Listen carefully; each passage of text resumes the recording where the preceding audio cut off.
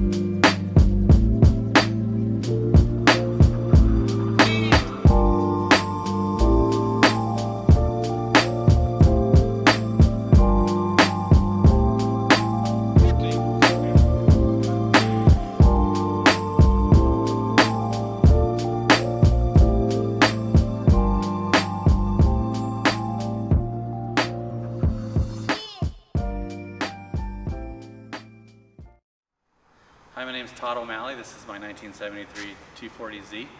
It was on Top Gear episode Car for Life. It was chosen by Tanner Faust from the car that he would have till birth, till death. As you can see, it's orange, and I went ahead and changed the wheels. It's different from when they had it on the show. They had the regular mags on it, but we put 16-inch wheels, new tires, and as you can see in here, the door jambs are still blue. They painted the car orange for the show, and they also did not say on the TV show that it was a small block Chevy that they had put in there with a 700 R4 transmission. So as we go around the car, we will just point out the good things and a couple little issues that it has that I want you to be aware of to be totally transparent. Thanks. Okay, this is a Chevy 350 small block, and they had put it in for the show, as mentioned. We put a aluminum radiator in it with dual fans. It's activated by the thermostat switch. It also has a brand new master cylinder, a new red top battery, new valve covers, new Sanderson headers that were custom fit because it's so tight with the Scarab kit. This is not the Jags That Run kit. This is the Scarab kit, so it sits a little bit more forward and up, which gives you room to work on the distributor. It's nice, but we had the headers that we had to cut and reshape to do that. So I got those from Jags That Run. Also, it's a brand new carburetor on the show. It didn't run that well and it wouldn't start, but they went ahead and fixed that with the carburetor, and that's all taken care of. We ran all the wiring. It has a new alternator and new oil vent fillers. We also put a cable bracket for it and a new lever so it all matches and all the angles are correct. Okay, as we go around the car, I'll go ahead and point some things out. There's a little bit of paint damage right here. I don't know if you can see that on the video, but it was done. We have a lift in our garage and the car above it had leaked some brake fluid on it. So we went ahead and polished that out, but there's a little bit of mark on there. You know that. The starter needs to be shimmed. It does kick and hit the flywheel every once in a while, but that needs to be shimmed as well as the wire going from the ignition to the starter. It does start and run, obviously, as you can see in the video, but we want to make sure and tell you about that. There is minimal rust on the car. As you can see down here, there's no rust marks at all. In the front here, there's a slight dent right here and some paint chipping, as you can see. So then under here, you can also see that the underside of the hood was not painted. It was still blue when they painted the car for the show. Also in the front here, they had ran a puller fan as well as a pusher fan to make sure that it's cool. It runs very cool, it doesn't overheat. And there's a trans cooler inside the hood there, as it shows in the video. Okay, also on the hood, you'll see in the reflection in the camera that the top part is a little bit checked, and I believe that was from the heat from the motor from the show. You can see it right here in the hood in the video. Okay, then in the front here, we took off the runners, and in the show, they towed it from the tow bar, but it bent, and you'll see that in the pictures provided. But we removed it, so it's nice and smooth, and polished out the bumper, so that looks really nice. There's also on the corner here, there's a piece of rubber missing. Did not replace that. Okay, in the brake system, we changed the front brakes to the Toyota 4Runner 4-piston caliper brakes and the 300 turbo vented disc brakes in the front with a bracket. So you can go ahead and take a look at those along with the new wheels. Okay, so the window molding rubber needs to be replaced. You can see it's separating right here. It's going to need to be taken out and put in. We did not do that yet. There's also a dent right here in the door frame. We believe that someone had tried to break into the car before we received it. See that?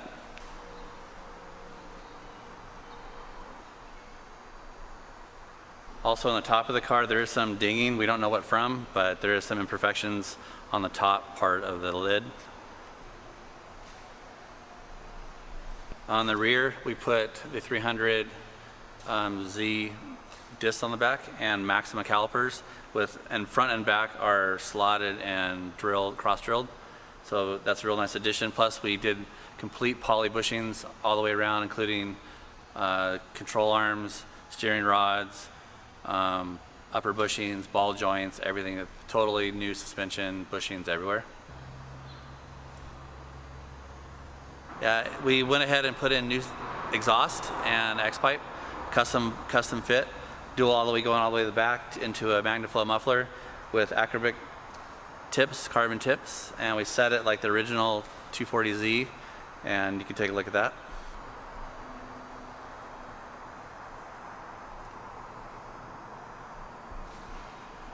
Okay, on the show, when Tanner was being chased by the Stig at the end around the dirt track, he did a pit maneuver and he hit it right here in the side bumper, tore off the molding, and also cracked the lens turn signal.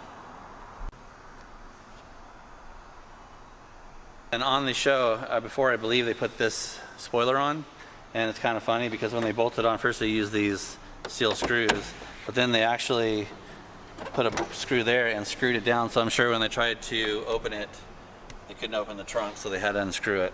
I want to share that with you. Here's the back of the car, and on the show they had pregnant wives, and whoever didn't make it to the hospital in time before they went into labor, their big baby food exploded in the car within 30 minutes. And I left some of the baby food up here, as you can see in the video maybe, that's up on the top here on the lid. So when we got the car, the inside was completely covered in applesauce or baby food. So all the panels came out, we cleaned all those. We also put a new carpet kit in, which you can see right here. And we also sound deadened the car. You can see that as well inside. And here is the spare tire area. There's no rust in there. I have pictures that I will provide for that. When I sound deadened the car, I also put in new seats. I built custom brackets and put in 350Z seats. Okay, in the back here where the car was hit, it has a dent right here, the paint chips, as you can see in the video. There's also some paint chips around here with some broken molding, and this side molding is cracking. Also, when it was repainted, they did not go through a proper job. The inside of here was blue like the rest of the car. Again, as you can see in the bottom of the fenders, no real rust. We also put some new molding in around the door frames. So if you just shut it easy, works pretty well on this side. There's some missing molding right here inside here, the rubber part. Again, no rust on the bottom of the fenders, front or back.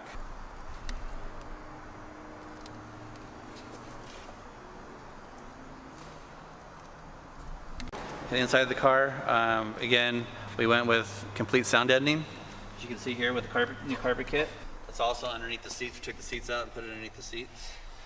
The seats are from a 350Z. We've made some custom brackets. Went ahead and mounted those in there. It's much more comfortable, along with the Nissan or Nismo drift steering wheel with an NRG connector. It does not quick release. It's bolted on, but I thought it made a nice touch.